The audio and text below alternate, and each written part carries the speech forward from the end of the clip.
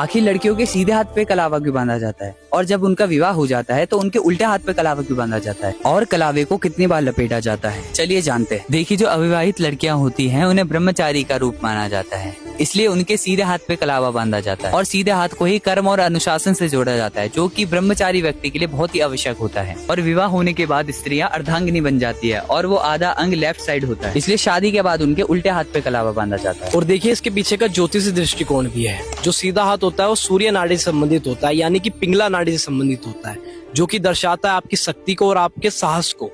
जब भी कोई सीधे हाथ में कलावा बांधता है तो उसकी शक्ति बढ़ती है और कहीं ना कहीं उसका साहस बढ़ता है, जो कि एक ब्रह्मचारी व्यक्ति के लिए और एक पुरुष के लिए आवश्यक है।